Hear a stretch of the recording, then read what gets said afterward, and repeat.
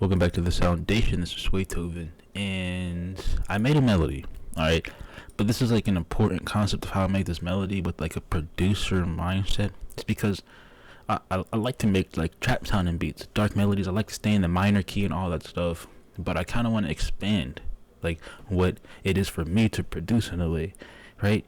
And ever since I started making stuff, I felt like it was like easy to make like the melodies, in terms of like just basing it off the scale and the chords and whatever. And I haven't made any platinum produced, you know what I'm saying? But it's just like that might not be that type of style for me.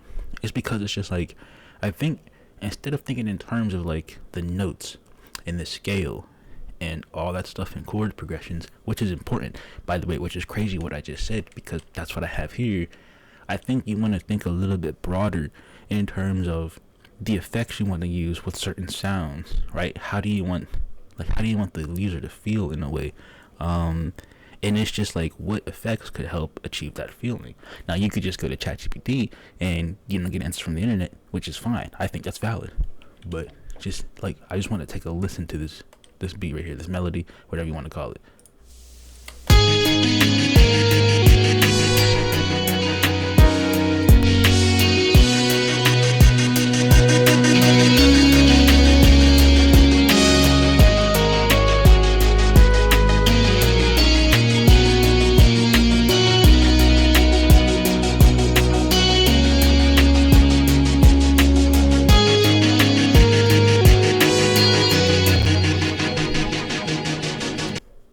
Alright, it sounds like that. Nothing crazy, but it's just like I've had certain effects in here that added more character to the beat.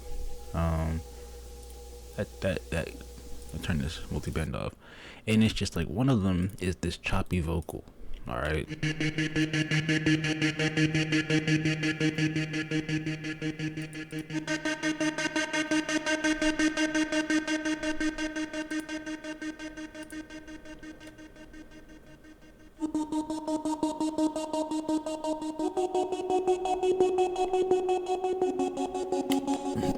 All right. That doesn't even make sense by itself. You know what I mean? But it sounds good inside of this. But it's just like notice how I just used a group beat and all I did was just gate off the noise. You know what I'm saying? And it kind of fits nice with like the pad, right, to make this environment.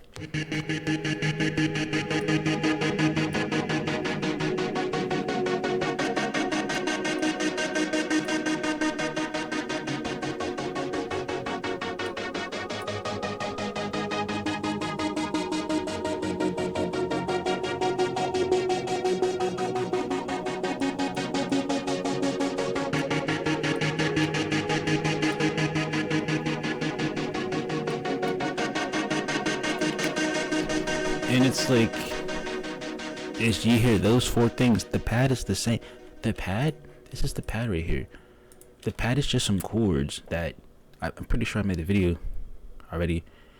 I didn't make the video be making it, but it's just chords. And like, that's the only thing I do with chords is turn them into pad. Well, I only keep chords in the form of pads. Because I like to make arpeggios and stuff like that. You know what I mean? That's kind of like another effect you could use, right? A upward arpeggio, downward arpeggio for some type of movement or something like that. It's just you had to think in terms of effects, right? Panning, And now that I hear this, I want to pan the vocal from like left to right while having it be turned down.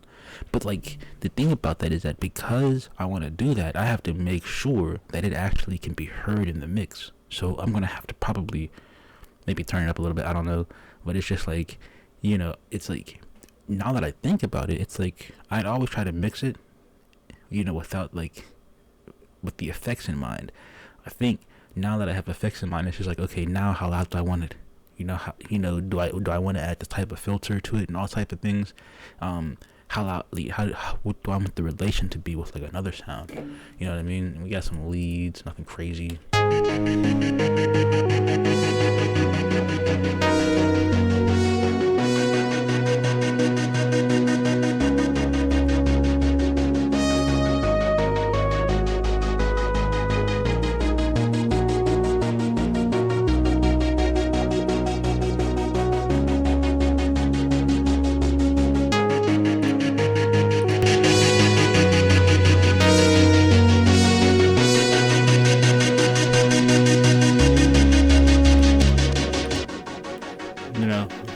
it's real simple.